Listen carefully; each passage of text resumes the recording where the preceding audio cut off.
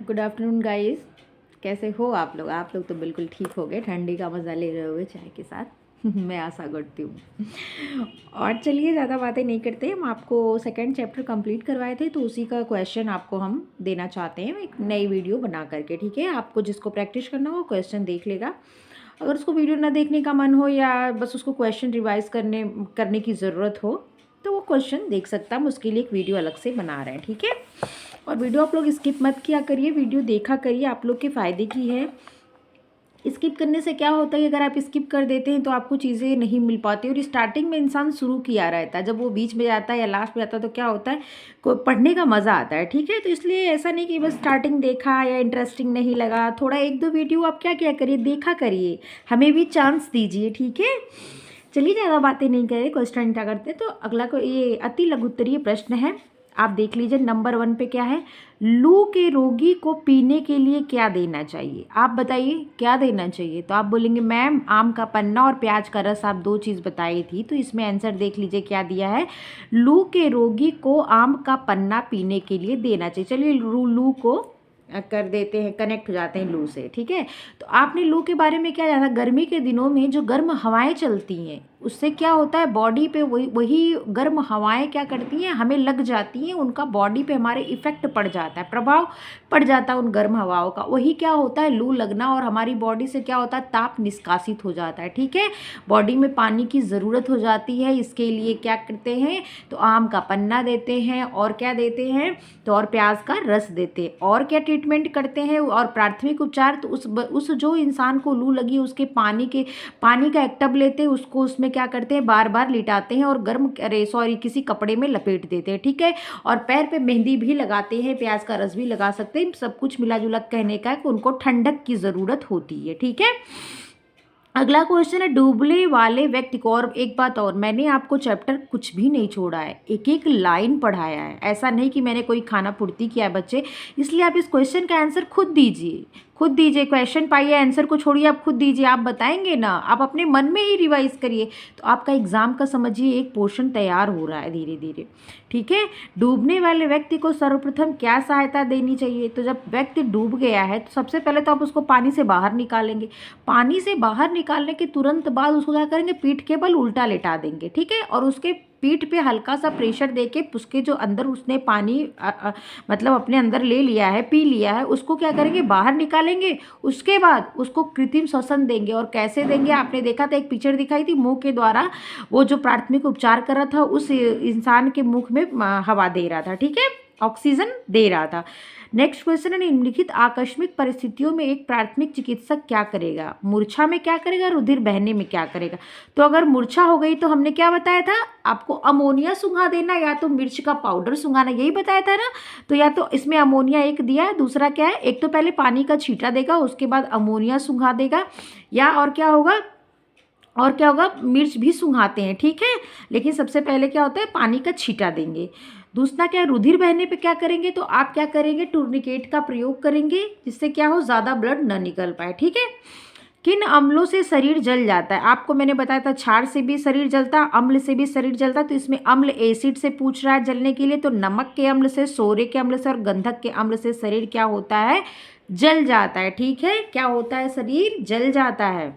और इसका उपचार क्या था, अम्ल से जलने पे किस चीज़ का उपचार करते थे? तो चलिए देख लीजिए आप लोग एक बार, आपको फिर कभी नहीं भूलेगा। अम्ल से जलने पे, क्षार से जलने पे क्या चीज़ लगाते थे? तो अम्ल से जलने पे हम किस चीज़ का उपयोग कर रहे थे? तो अमोनिया, खाने के सोडे का घोल बना के धोना चाहिए। ठीक है, जहाँ जला हो। फिर क्या हो, शरीर पे जिस अंग पे तेजाब गिर गया हो वहाँ पे दूध की धारा, दूध मतलब ग्लास में या किसी पात्र में लेके उस पर गिराते रहना चाहिए। तब तक गिराना चाहिए जब तक दूध फटना बंद न हो जाए। ठीक है, और पानी से कभी नहीं धोना चाहिए। अमोनिया का और खाने के सोडा का प्रयोग करना चाहिए उस घोल पे लगाने के लिए। याद हो गया होगा आपको, मैं आशा करती हूँ। नेक्स्ट क्वेश्चन आता है, मोच आने के दो लक्षण बताइए। मोच के आने के स्थान पे असहनीय पीड़ा होती है, सूजन हो जाती है, अंग को हिलाने डुलाने से पीड़ा और अधिक बढ़ती है। ठीक है, क्वेश्चन नंबर 6 है, बच्चे की नाक में कोई वस्तु फंसने पर आप क्या करेंगे? नस्वार, नौसादर, मिर्च और तंबाकू आदि सूंघने पर छींक के साथ नाक में फंसी वस्तु बाहर निकल आएगी। अगर ऐसा न हो तो चिकित्सक से तुरंत संपर्क करेंगे। नेक्स्ट क्वेश्चन क्या है, कटे हुए घाव का क्या प्राथमिक उपचार होता है? कटे हुए घाव, फटे नहीं, कटे। तो सबसे पहले अगर घाव कट गई तो क्या करेंगे, उस घाव को रोकने का प्रयास करेंगे। सबसे पहली बात तो जब घाव कट गया तो थोड़ा देर ब्लड बह जाने देंगे, हल्का सा। अगर घाव कम कटा है तो हल्का सा ब्लड बह जाने देंगे, जो विषाक्तता होगी वो निकल जाएगी। उसके बाद रुई की सहायता से तो कोई एंटीसेप्टिक जैसे बीटाडीन हो गया, कोई एंटीसेप्टिक हो गया, उसको क्या करेंगे, उस पर लगाएंगे। ठीक है, घोल करके पट्टी से बांध देंगे। पागल कुत्ते की पहचान क्या होता है? वो अकारण भौंकता है, उसके मुंह से झाग आती है, और क्या था तो आप बताएंगे कि उसकी पूंछ सीधी होकर के दोनों टांगों के बीच में रहती है, उसका चेहरा भयानक लगता है। ठीक है, यही सब इसके लक्षण है। आपको तो सब याद हो गया होगा। नेक्स्ट है, बिजली का झटका लगने पर तुरंत उपचार बताइए। आपको क्या बताए थे, बिजली का झटका अगर लगे तो क्या करना चाहिए? पहले तो उस लाइन को काटना चाहिए। करंट कितने प्रकार का बताए थे हम? तो धारा दो तरह की बहती है, एक एसी होती है और डीसी होती है। डीसी जो होती है हमको झटक के दूर करती है, एसी क्या करती है, अपने करीब खींच लाती है। तो डीसी के अकॉर्डिंग एसी क्या होती है, ज़्यादा खतरनाक होती है। वो हमारे क्या करती है, रक्त को ही चूस लेती है और हमें निस्तब्ध कर देती है एकदम। मतलब कह सकते हैं कि मृत्यु के कगार पे लाने में सबसे बड़ा योगदान अगर दोनों में कंपेयर किया है तो एसी का ज़्यादा होता है, वो ज़्यादा खतरनाक होती है। ठीक है, करना क्या चाहिए तो दिया है कि पहले तो लाइन को काटना चाहिए, फिर जो ताप के कुचालक होते हैं उन चीज़ों का प्रयोग करके हमें जो वो जिसको बिजली लगी उसको हटाना चाहिए। जैसे धातु का प्रयोग नहीं करना चाहिए। धातु की बनी चीज़ें क्या होती हैं, उष्मा की सुचालक होती है, उसमें धारा प्रवाह करती है। लेकिन जो कुचालक होते हैं जैसे रबड़ की चीज़ें, लकड़ी की चीज़ें, घास हो गई, सूखी पट्टियाँ हो गई, ये सब क्या, कपड़ा हो गया, ये सब में क्या होता है, धारा प्रवाहित नहीं होती है, कुचालक होते हैं। तो इनके प्रयोग के द्वारा लिखिए, इसमें क्या लिखा है, बिजली की लाइन काटकर रोगी को लकड़ी की मेज पर या तख्त पर लिटाना चाहिए। मैंने आपको क्या जरूरत है, क्या नहीं है, कैसी लाइट अच्छी है, कौन सी नहीं, सारी क्लियर कर दी। ठीक है, जैसे यूथ में एक क्वेश्चन के बाद एक्सप्लेन किया रहता है, उस अकॉर्डिंग हम कर दे रहे हैं आपको ये भी क्वेश्चन, क्योंकि अगर कोई नया क्वेश्चन आए तो आप कर ले। किसी विषैले कीट द्वारा डंक मारने पर क्या उपचार करना है? सबसे पहले तो डंक को निकालना चाहिए। जैसे कांटा अगर छूटा था तो कांटे को निकालते हैं, समझ लीजिए कांटे की भांति भी डंक भी उसने क्या करना है, स्किन के अंदर ही छोड़ देना। ठीक है, फिर उसको किसी पिन की सहायता से या चाबी की सहायता से हल्का सा प्रेस करके उसको निकालना। इतना न प्रेस कर दे कि एक नया घाव और तैयार कर लें, क्योंकि क्या होगा, वो संक्रमित हो जाएगा, उसमें इन्फेक्शन लग सकता है। ठीक है, डंक रह गया हो तो किसी खोखली वस्तु से दबाकर निकाल देना चाहिए। कटे हुए स्थान पर कपड़े धोने का सोडा, कार्बोलिक एसिड या क्या और क्या था, या तो अमोनिया का प्रयोग या क्या पोटेशियम परमैंगनेट के या मैंफोर का प्रयोग कर सकते हैं। ठीक है, ये सब आपको मैं एक्स्ट्रा इसलिए बता दे रही हूँ क्योंकि ये तो आप भी बता देंगे, क्योंकि आपने चैप्टर बहुत अच्छे से पढ़ लिया है। और अगर जिसको ये नहीं समझ में आ रहा है तो मेरी एक इसी चैप्टर की सेकेंड चैप्टर की वीडियो पढ़िए, आप उस पर विजिट कर लीजिएगा, आप उसको देख सकते हैं। ठीक है, उसके बाद आपको ये क्वेश्चन आसानी से समझ में आने लगेंगे। ठीक है, नेक्स्ट क्वेश्चन है कि एक गृहिणी के पैर में असावधानी के कारण सुई घुसकर टूट गई तो आप तुरंत क्या करेंगे? चोटिल स्थान के ऊपर रुधिर प्रवाह रोकने के लिए पानी का भीगा कपड़ा कसकर बांध देंगे तथा डॉक्टर को बुलाएंगे। ठीक है, नेक्स्ट क्वेश्चन है, मूर्छा दूर करने के प्राथमिक उपचार क्या है? आपको क्या बताए थे कि कोई एरोमेटिक चीज़ें जो होती है ना, एरोमेटिक था ना कि वो ऐसी एरोमा, जिसमें एरोमा हो, एक सुगंध हो, वो चीज़ें सुंघाएंगे या अमोनिया सुंघाएंगे। ठीक है, तो मूर्छित व्यक्ति को हवादार या क्या था, मर्चे का जो होता है ना, मिर्च पाउडर भी सुंघाने को था। देखिए आपको मैं दिखा देती हूँ, आपको ये लगे कि अपने तरफ से शायद बता रही हैं, तो वो आप देख लीजिए, बच्चा दिया हुआ है। देखिए, कोई एरोमेटिक स्प्रिट सुंघाना चाहिए, अमोनिया सुंघाना चाहिए, स्मेलिंग सॉल्ट सुंघाना चाहिए। ठीक है, ये समझ में आया आप? और अभी दिखाती हूँ आपको, अभी दिख नहीं रहा है, मतलब यहाँ पे देख लो, ये चीज़ें दिया है, सुंघाना चाहिए। एरोमेटिक स्प्रिट ऑफ अमोनिया की कुछ बूंदे रुमाल में लगा करके क्या करते हैं, सुंघाना चाहिए। ठीक है, नेक्स्ट आता है, लू लगने पर तुरंत क्या उपचार किया जाना चाहिए? तो रोगी को ठंडे पानी से नहलाकर प्याज का रस और कच्चे आम का पन्ना पीने को देना चाहिए। नेक्स्ट क्वेश्चन है, रक्तस्राव होने पर क्या प्राथमिक चिकित्सा करेंगे? तो क्या करेंगे, प्रभावित धमनी के दबाव बिंदु को भली प्रकार दबाना चाहिए। आपके लिए क्वेश्चन है, आप कैसे पता लगाएंगे कि ये ये धमनी कटी है या सिरा कटा है। इसके हमने आपको कुछ लक्षण बताए थे कि धमनी और सिराओं के कटने के अलग अलग लक्षण होते हैं। तो आप हमें वो लक्षण कमेंट बॉक्स में बताएंगे कि मैम ने आपको क्या बताया था कि धमनी कटती है तो हमें कैसे पता चलेगा, और अगर सिरा कटती है तो वो हमें कैसे पता चलेगा कि कोई सिरा कटी है। ठीक है, बिना डॉक्टर के प्राथमिक उपचार करने के लिए आप इस चीज़ का पता या ज्ञान कैसे करेंगे, आप हमें इसका आंसर कमेंट बॉक्स में देंगे, प्लीज़ दीजिएगा। तो यह प्रभावित धमनी के दबाव बिंदु को भली प्रकार दबाना चाहिए। घाव पर पिसी हुई फिटकिरी का बूरा, टिंचर, आयोडीन अथवा फेरिक क्लोराइड का घोल छिड़कने से रक्तस्राव को रोका जा सकता है। ठीक है, फेरिक क्लोराइड, फिटकिरी का बूरा और टिंचर आयोडीन का प्रयोग करना चाहिए। ध्यान रखिएगा। निम्नलिखित दुर्घटनाओं में तुरंत कौन सी दवा लगानी चाहिए? रुधिर बहने में, गुम चोट पे, मतलब जो घाव पता ना चले, आंतरिक चोट को देखिए गुम चोट कह रहा है, सांप का काटना, तो रुधिर बहने पे आप क्या करेंगे? टिंचर आयोडीन लगाएंगे क्योंकि वो आपको दिख रहा है। गुम चोट पर क्या करेंगे? तो आयोडेक्स लगाएंगे। जैसे कहीं लग रहा है, लगता मेरा यही दर्द दे रहा, आप कहाँ कैसे लगा ये नहीं पता चल रहा, तो ऐसी चोट पे आप क्या करेंगे? तो उस पर क्या करेंगे? आप आयोडेक्स लगाएंगे। सांप के काटने पर क्या करेंगे? पोटेशियम परमैंगनेट का प्रयोग करेंगे। ठीक है, अमोनिया भी बूरा बना के लगा सकते हैं और पोटेशियम परमैंगनेट भी लगा सकते हैं।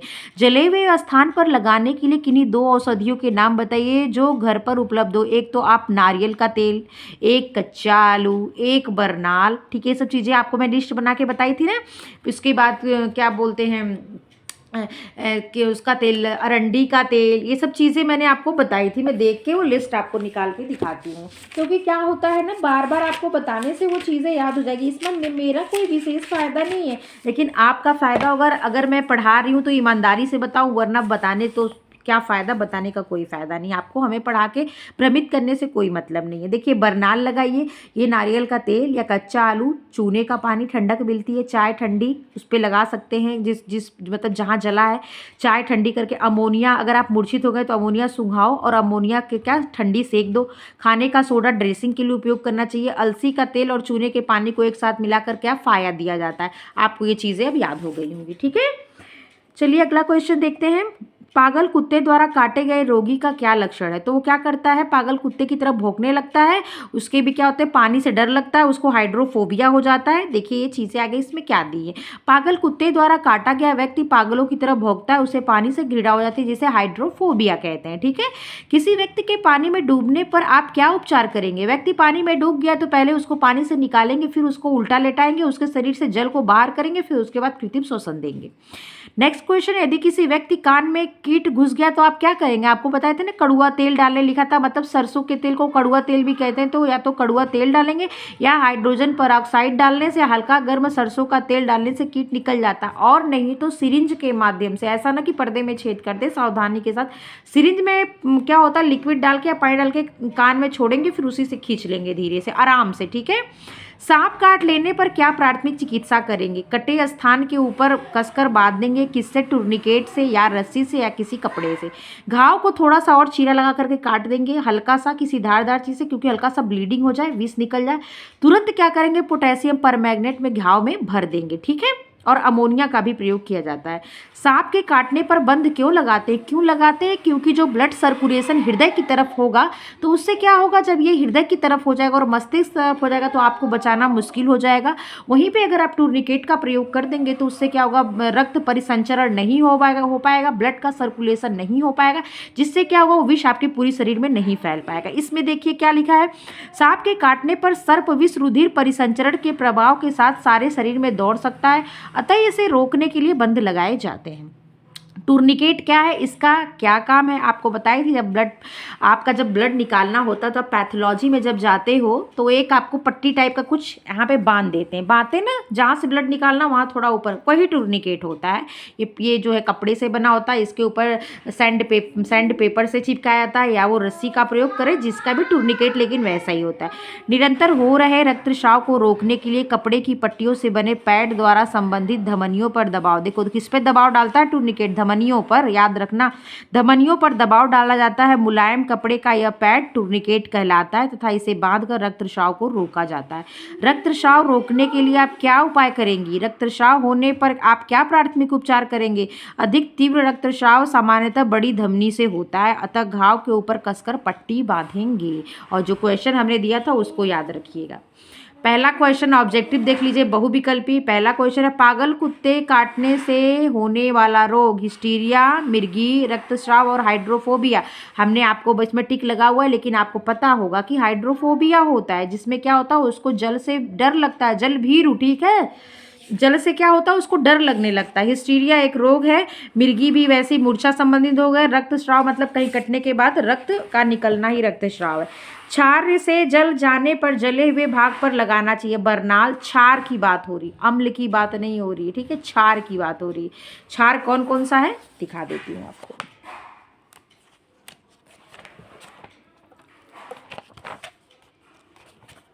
ये ना सोचा करो कि मैं आज टाइम लेती हूँ, ये सोचा करो कि कितनी चीज़ें क्लियर कराती हूँ। चूना, कास्टिक और पोटास। चूना, कास्टिक या पोटास काफ़ी तेज क्षार होते हैं। चूना, कास्टिक और क्या, पोटास। याद करना, चूना, कास्टिक, पोटास। चूना, कास्टिक, पोटास, ठीक है। ऐसे कर लो चपक, चपक चिपक जाते हैं ना, तो कर लो चपक। चूना, पोटास, कास्टिक, इसको याद रख लेना चपक से, ठीक है, याद रहेगा।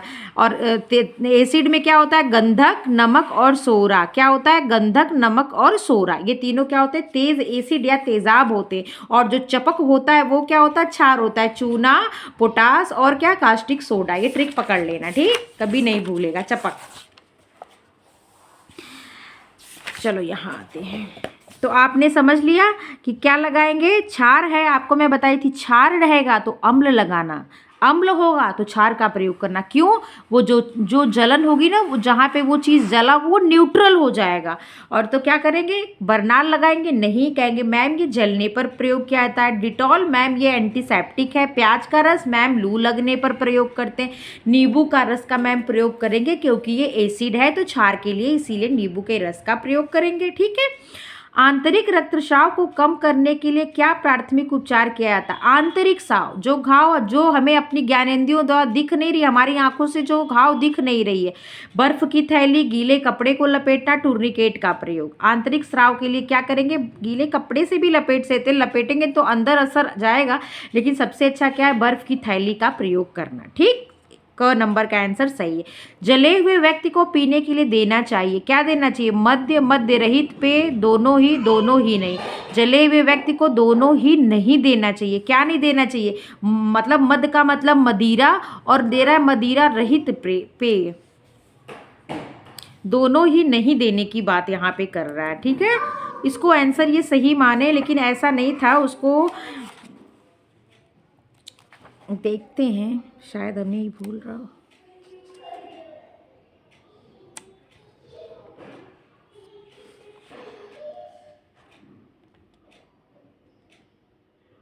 देखिए यहाँ पे लिखा है, अगर व्यक्ति की नली जल गई हो तो भोजन नली जली हो तो ठंडा पेय पदार्थ लाभकारी होता है। रोगी को बर्फ चूसने को दिया जाता है। घबराहट व बेचैनी दूर करने के लिए ग्लूकोज व ब्रांडी दी जाती है। देखिए दोनों दिया जाता है, ये ग्लूकोज, ये ब्रांडी जो हो गया मद्य वाला पदार्थ हो गया, और जो ग्लूकोज है मद्य रहित पदार्थ हो गया, तो इसमें दिया जाता है, इसीलिए मैं थोड़ा कन्फ्यूज हो रही थी। और यहाँ पे देखिए आपको चौथे का क्या कर रहा है, तो ये घ आंसर सही मान रहा है, लेकिन आंसर होना चाहिए तो क्या ग सही होना चाहिए, लेकिन यहाँ पे आंसर घ सही हो रहा है। अगर किसी को ये क्वेश्चन अच्छे से और पता हो तो वो क्या करे, कमेंट बॉक्स में एक्सप्लेन करेगा कि मुझे भी ये चीज़ जानना है। अगर किसी को भी पता हो, मेरे सीनियर, मेरे जूनियर, किसी को भी पता हो, तो इस चीज़ को वो कमेंट बॉक्स में बताएं कि क्यों कह रहा है कि ये नहीं देना चाहिए, और आगे बुक में दिया है कि देना चाहिए, ठीक है।